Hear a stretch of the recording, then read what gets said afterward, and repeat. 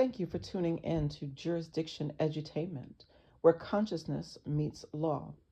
Today's story comes to us out of Bowie, Maryland, and the title of our press release for today is The Strategic and Organized Plan That Deprives Owners of Land and Property Using Rules, Policy, and Law. This is about taxing people into poverty. A Maryland solo attorney is speaking up about how the legal system is being used to create cycles of generational poverty, and this is baked into the apple pie that has become American culture. Tisha Hillman is a solo attorney in Maryland who is an entrepreneur who wore all the hats to keep her businesses going. In 2024, financial hardship brought her to the point of having no water or electricity in her home, having to use a cooler and buy ice to keep any food, and foreclosure proceedings being filed on her modest Bowie residence where she lives, works, and grows a garden to eat fresh food, and lives with her dog. During this period of hardship, she, like many Americans, had to choose between having money to pay her cell phone bill and maintain her ability to keep her business operating and paying car insurance. When she chose herself, the state of Maryland sent her a bill for $514 for a lapse in insurance. When she didn't pay, her car registration was canceled. Currently, she's unable to register her vehicle due to the state of Maryland claiming tax payments due. All of this created a domino effect, as it does for many Americans. With income being slow, she's been unable to gather the lump sum payment of approximately $50,000 requested to bring the loan on the house current, and has since found out that between the Internal Revenue Service and the state of Maryland, claims of tax liability and HOA fees have resulted in liens exceeding $190,000 to be filed against her property. This means that even if she sold her home, the actions taken by the Internal Revenue Service and the state of Maryland will ensure she has nothing to show for all the work she has done on and in her property, no home to live in, and no money to find another home and relocate.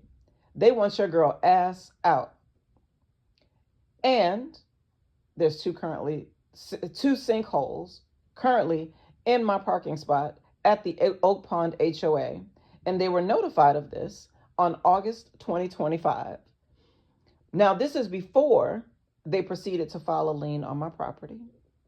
And as of October 31st, 2025, the attorneys for the mortgage company have reneged on their mediation agreement because I did not move forward with putting the house on the market based on the information that I found out regarding the tax liens, which they knew in advance of the mediation, I'm sure, because they had access to that. I was unaware of that prior to entering into agreeing to mediation. Either way, between all of these folks, they want your girl ass out. They now want to foreclose on the property immediately.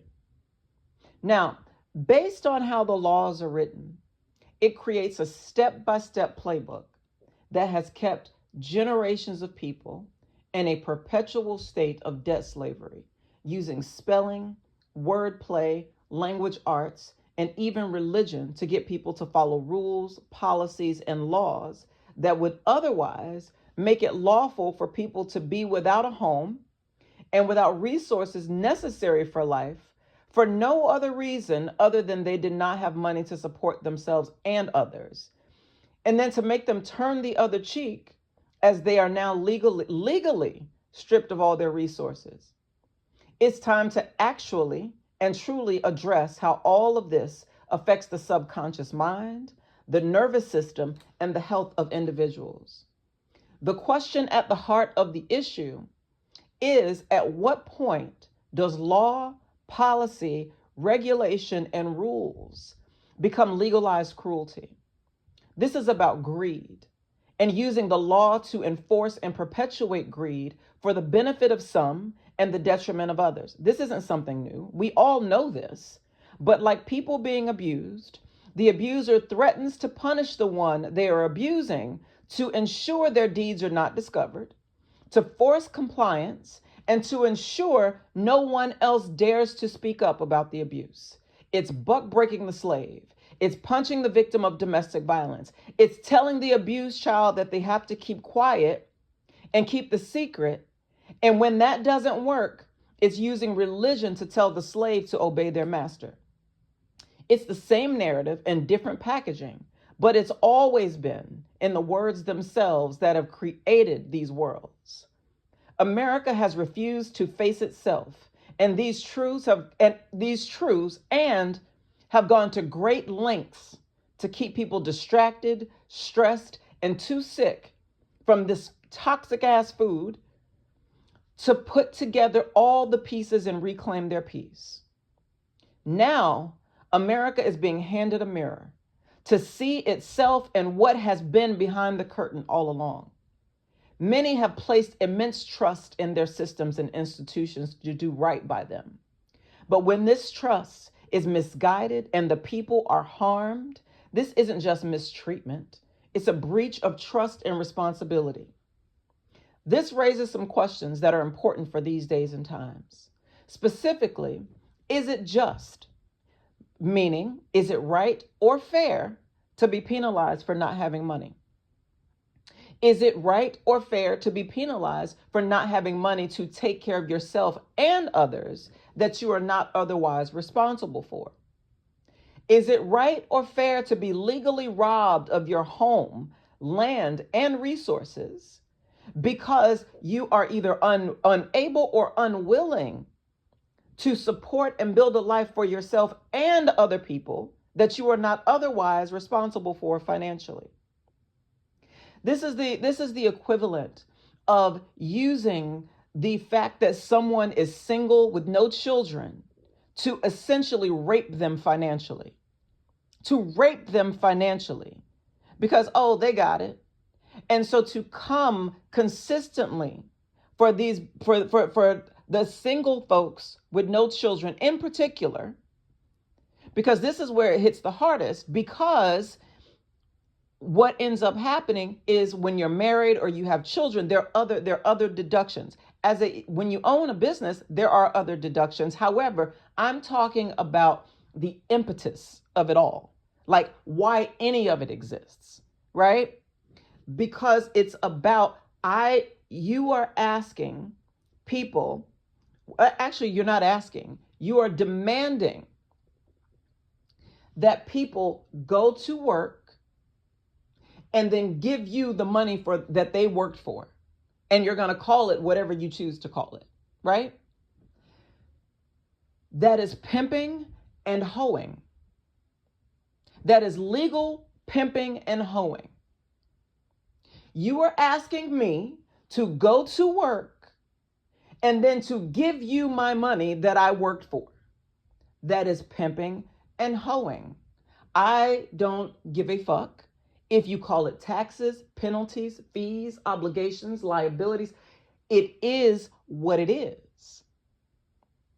And the fact that we are being asked to overlook that is causing mental illness in the society. Because rather than admit what the fuck it is, people are out here losing their minds trying to keep a fucking illusion intact. So if you want to really understand why people are out here losing it, it's because they're being asked to hold fucking cognitive dissonance in their spirit when their spirit knows better. It's asking people to see some shit and don't see some shit that they know they see. But to try to make it so fucking complicated and convoluted that the quote unquote average person won't see it because they gotta go to work. So they don't have time to stop and see. They don't have time to read a book. They don't have time to actually eat better food so that their cells can be activated, and then you can turn them on from the inside so they can be enlightened and see what the fuck is happening.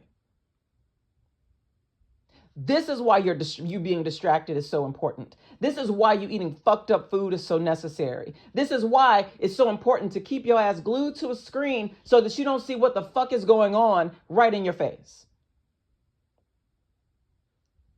So is it right or fair to penalize a person who's experiencing a financial crisis by making it quote unquote legal to attempt to force them to give more of what they don't have, thereby deepening the deficit and creating repetitive cycles that many Americans have become far too familiar with, which is robbing Peter to pay Paul? At some point, I literally had to, because I was trying to figure all this, and I am an attorney. I was trying to figure all of this stuff out. And then eventually it got to the point where I decided to hire an attorney, right? And shout out to her. Thank you so much for all that you did to try to assist me in this situation. But at the root of it all is, if I'm sitting here on my cell phone that I can barely afford, and I'll get to that in a minute. I can barely afford at this time to keep my cell phone on while I am sitting in my car crying because I had to transfer money from my savings account to my checking account to put together $9 motherfucking dollars so that I can get food. I am talking to I get a call from an attorney that I'm being asked to pay hundreds of dollars an hour to represent me against people who are demanding hundreds of thousands of dollars from me for no other reason than this is money that I've earned. This is money that I've worked for that they should have.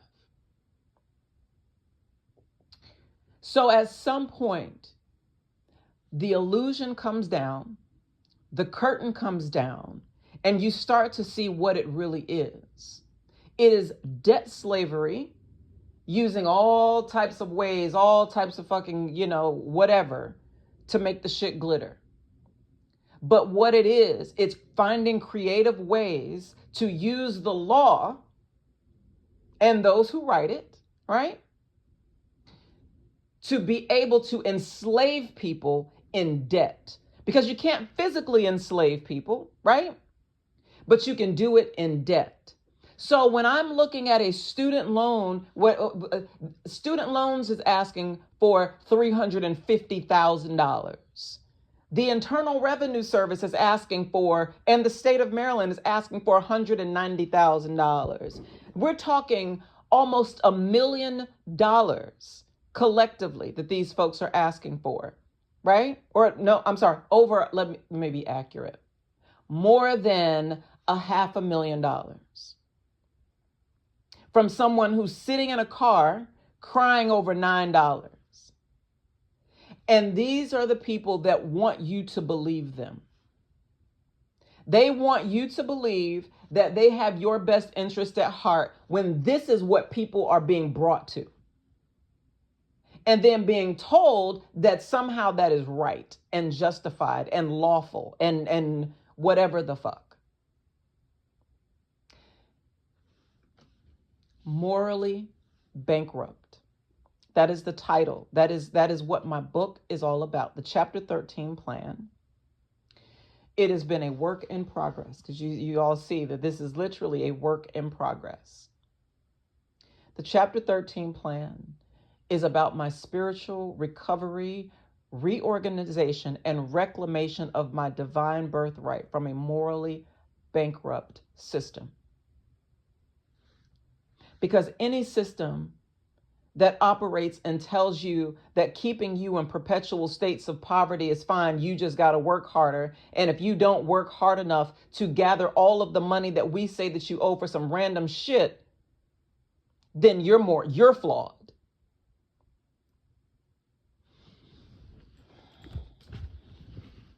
And the crazy thing is that many, many people know this. Many people know this. And you feel it. Truth has its own frequency. So you recognize truth if you feel truth in your bones. You feel truth on a cellular level. So this isn't even about conspiracy. None of that. You know what's real, unless you don't. Right? But anyway, some of the key places of tension. One, unconscionable terms in contracts for real estate. So get this, I refer to this, and all of this is in my book, y'all. This is all of this is a part of the book. Clause 13, that I call it, because that's the clause that's in the security instrument. And just so you know, the security interest, it's a legal document that secures, quote unquote, the loan by creating an instrument in the borrower's property. And this property is called a security instrument, right? Now, clause 23 reads, and I quote, borrower unconditionally assigns and transfers to the lender all rents and revenues of the property. Borrower authorizes lender or lender's agents to collect the rents and revenues and hereby directs each tenant of the property to pay the rents to the lender or lender's agents. However, prior to the lender's notice to borrower and borrower's breach of any covenant or agreement in the security interest, borrower shall collect and receive all rents and revenues of the property as trustee for the benefit of lender and borrower. Exactly. This agreement of rents, hear the language. This agreement of rents constitutes an absolute assignment and not an assignment for additional security only. Borrower has not and will not perform any act that would prevent lender from exercising its rights to collect all rents and revenues of the property. Any application of rents shall not cure or waive any default or invalidate any other right or remedy of lender. This assignment of rents of the property shall terminate when the debt secured by the security interest is paid in full. Now, what that means is the borrower unconditionally assigns. Let's start there, right? So what that means is it's unconditional, meaning there is no condition by which the borrower, which would be me, according to this, the borrower is agreeing to transfer to the lender and unconditionally assigning and transferring to the lender rent and revenues of the property. What that means is if I was renting out any space in my home to anyone else, according to this, I am unconditionally assigning and transferring that to the lender. Then it says this agreement of rents constitutes an absolute assignment, right? Now, please understand when they say agreement, it's not, this is where this tricknology shit comes in, right? Borrower unconditionally assigns and transfers, and this is an agreement, right? And it says borrower has not and will not perform any act that would prevent the lender from exercising its rights to collect all rents and revenues. So basically, any rent that I would make from renting out my space, I am, according to this, I am agreeing, right? Why the fuck would I agree to that, right? And when you say agreement, this was already written into the contract and presented for signing. So understand, when they say agreement, we're talking about a meeting of the minds. We came together, we came up with this terminology, and this is our agreement. That is what would make a contract. Here, there was no actual agreement. There was no meeting of the minds, right? The reason there was no meeting of the minds is because I didn't assist you in drafting this document. You created this shit and you presented it to me as the only option if I want to actually buy a home, right? And you are the one that I have to get the money from because I don't have $200,000 at that time, right? Did not have that in cash, didn't have it laying around. So you said, hey, I will give you the money to buy this house upon these terms, right? Now, like most people, I didn't actually read all of the terms. And I'm stating that because that is true. And part of the, and please know that it is known that most people are not going to actually take the time to read the details, right?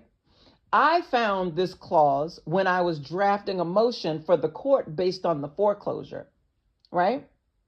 And I found this and I said, well, why the fuck would I ever agree to this? Knowingly, right? I didn't knowingly agree to this. And I would never have knowingly and intentionally entered into any such language with someone because it doesn't make sense. It literally does not make sense. Because what it means that any income from my home, I am unconditionally assigning it to you for the next 30 years. Are you fucking kidding me? And now these beings want people to agree to 50-year loans. Do you understand what is happening? This is why I'm doing jurisdiction edutainment. Because these aren't allegations. This isn't allegedly. None of this is alleged. This is what it is, right? I know, y'all. But this is episode 1. So if you all enjoy jurisdiction edutainment, make sure that you support jurisdiction edutainment so that we can continue to bring you information. These press releases for immediate release. I can bring to you this information so that you have it. Because trust and believe, all of this that I'm saying to you is basically what I'm saying to you in a nutshell. Let me back up. The law is the problem, right? Because I want you to remember at some point in the history of in history of the United States of America, right?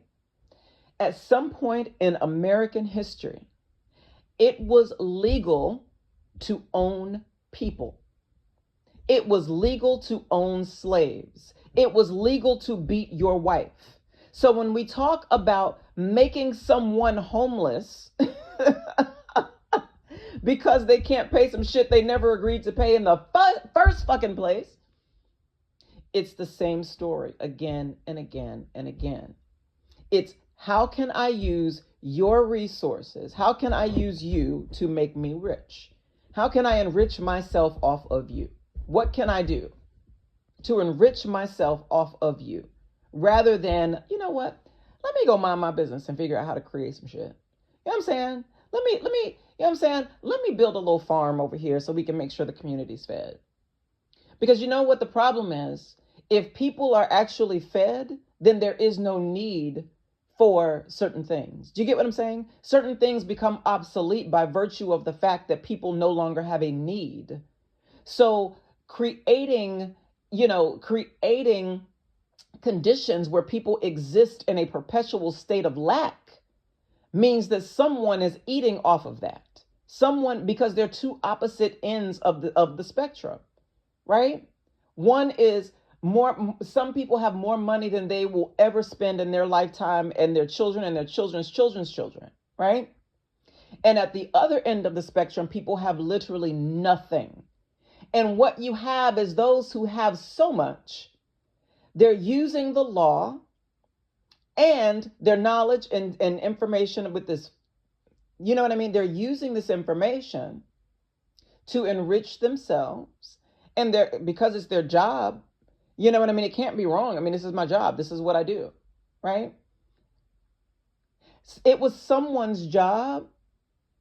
It was someone's job to whip Jesus Christ on a cross. Someone did that. Like there was if that is your story, if that is your narrative, and that's the basis of your belief, it was someone's job to whip this man until he died, until he was bloody. It was someone's job to put a stake through his side, right?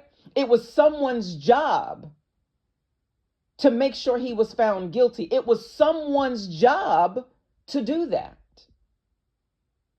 right? But this is the same spirit that will then turn around and take everything from someone and then call it divine.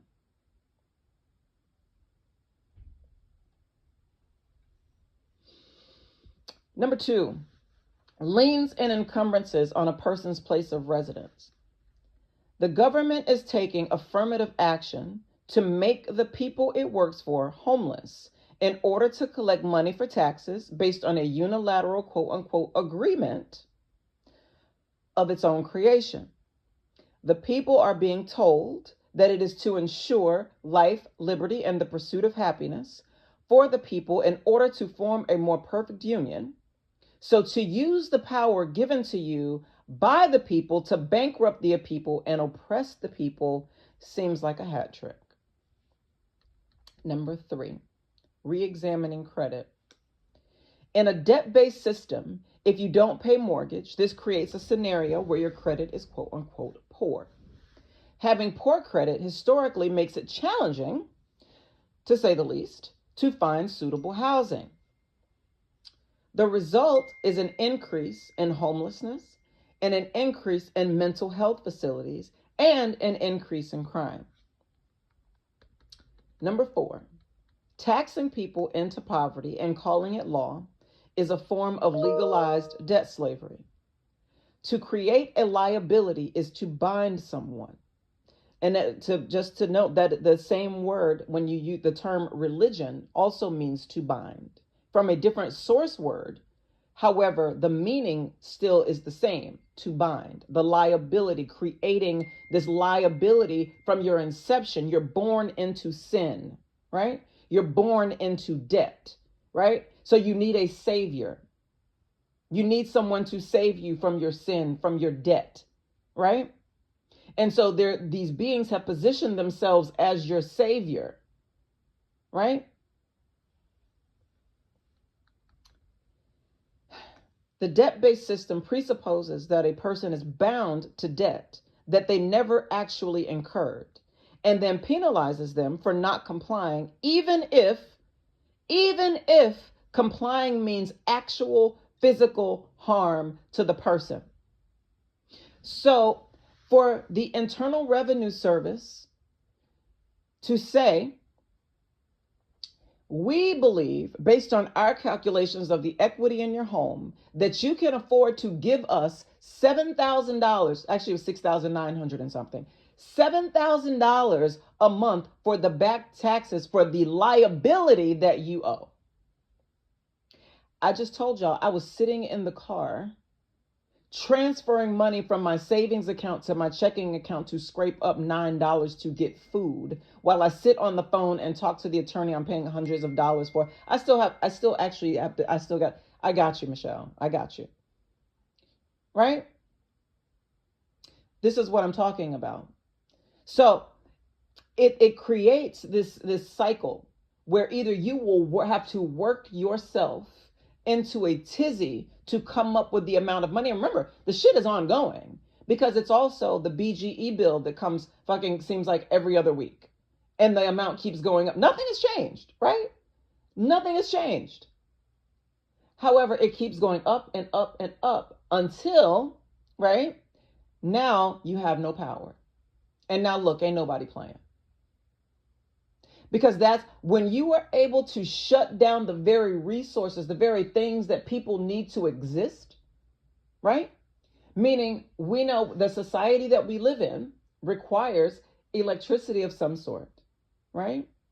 So to take what is a natural resource by way of the sun's light, to take that, to commoditize that, and then to make it so that people have to come to you as a source of a supply that was put here naturally before your bitch ass got here, right? I'm sorry. I'm not sorry, actually. Passion. It's passion. To commoditize, right? The energy, to literally seek to contain the energy of what is natural, what is. To contain that energy in such a way that now you are now collecting the benefit of something that was never yours to begin with. It was never yours to own. The same with water. It was never yours to own. It was never yours to motherfucking own. And you want to put dams in these waters. You want to put dams in these waters.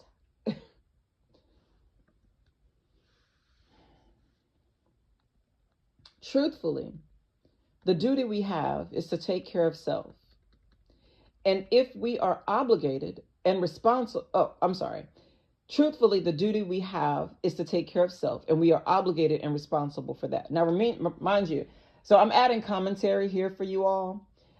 This is just a snippet of the book, but just adding a little something for you. But this is, I'm reading directly from the press release. Okay.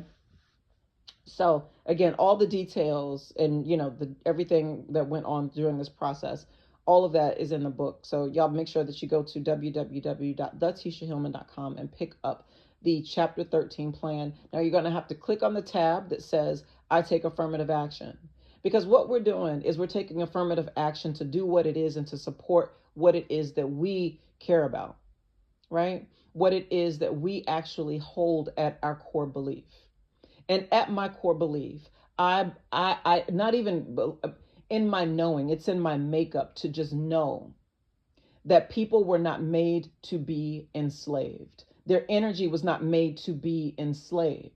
You're to be a free being in yourself, right? To do what you are here to do, to be able to create and to explore and to, you know what I mean? To thrive, right? And that is what you are here to do. And I hate that it has been so difficult for so many of you, that it has been so difficult for you existing in this fucked up paradigm that these folks have created, or that has been created. Because here's the thing.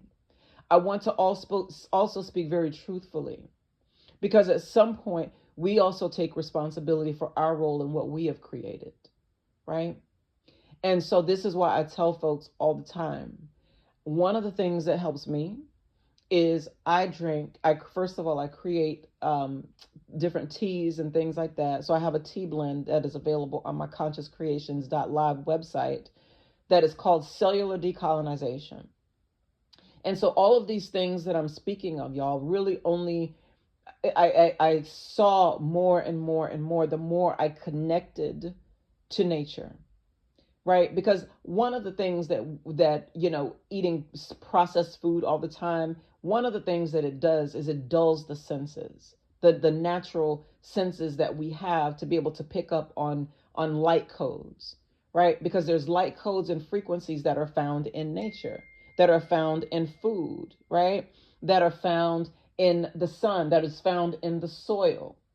And so, reconnecting to those things, to what is real, is one of the things that helped me to see through all of these illusions.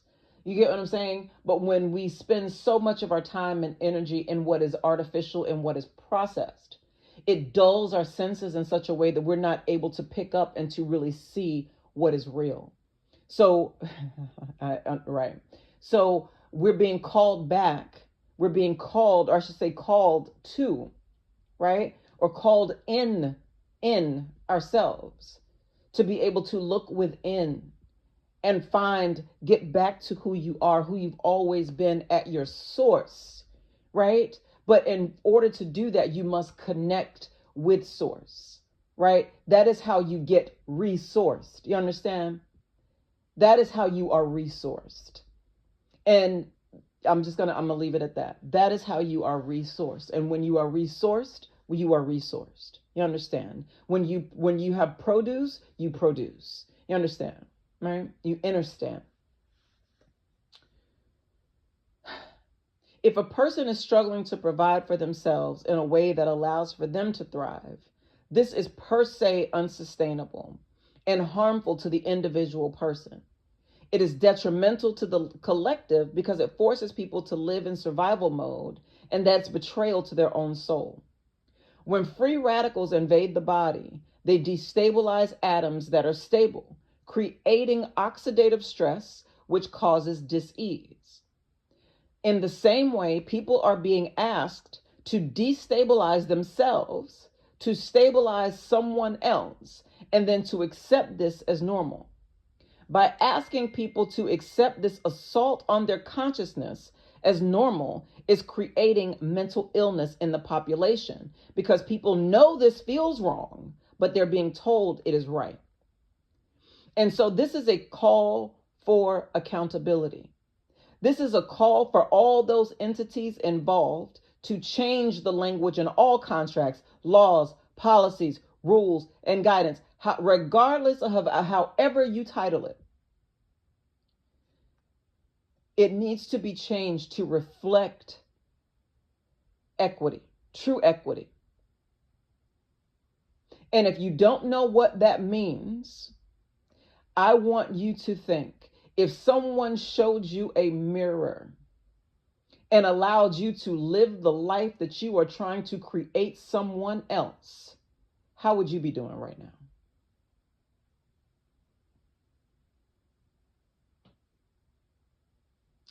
That's how you look at equity. That's how you determine if it's equitable.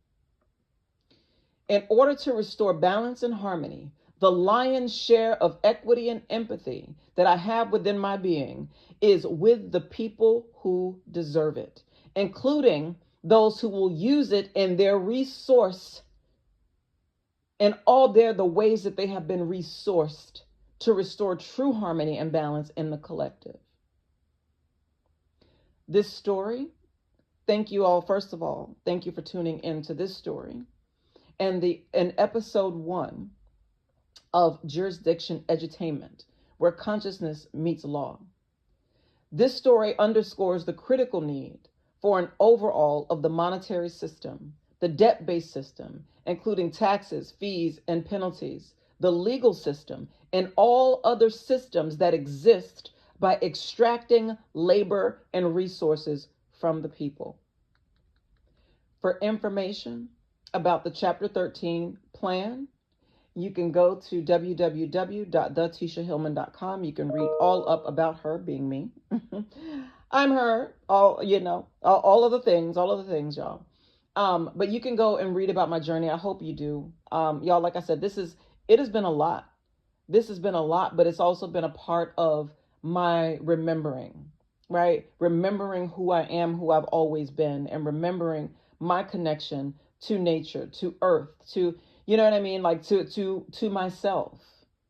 And so you can certainly read all about my journey. I'm still working on getting the book finalized and getting it over to the editor. My goal is to have the hard copies of the books shipped out by December 31st, y'all. So that is the goal. I am working on it. Thank you so much to my team who is calling me and reminding me, like, girl, get it together. Come on, we got to do this. You know what I mean? So shout out to y'all. Thank you so much. And thank you so much to everybody who saw the vision before you saw the vision, because that top tier, because I know listen, for so long, we've been believing in some shit that we didn't see in the first place, right? Now, what about if that's working in your favor? It's time to let that work in your favor, right? Because we are able to see things if you just allow yourself. You're able to see clearly once you clean out all of the stuff from your system. So that's what I said, go to consciouscreations.live and order the cellular decolonization tea. Now, what I can tell y'all, though, about the tea, it is expensive. And the reason it is because the herbs that are used, well, let me break it down this way. So you go outside, you see plants and flowers. The same ones aren't available all the time because they grow in seasons, like fruit. Now, when you go to the grocery store, you're used to thinking shit is just always there. That's not really actually how it works in nature, right? Especially if you're getting it like locally sourced. So like, for example, I'm in Maryland. So I know that right now, generally speaking, there's not just a whole bunch of pineapples growing in Maryland. One, because pineapples take about a year to grow. And secondarily, they need a lot of sunlight. So in a place that normally gets cold and has snow and all of those things, they end up dying. How do I know this? Because I've tried. So It's not the best place to grow certain things, right? And so the same thing happens with herbs. Some of them are available just only seasonally, and because of that, their prices, the limited nature of them is what creates that is the value, because you won't get it all the time, right? Because it's simply not available all the time. This is a part of sustainability. Do you see what I'm saying? And part of that sustainability, y'all, is learning how to self-soothe, right? And to be able to calm yourself and to adjust your appetite, right? Because, so like I said, when you're used to, again, fast, quick process, you know what I mean? When you're used to that, it can be a lot to sit and wait for an apple to grow. Do you see what I'm saying? It can be a lot to do that. It can, but you have, so the but that is how nature works, though. I want to be clear about that. That is how nature works.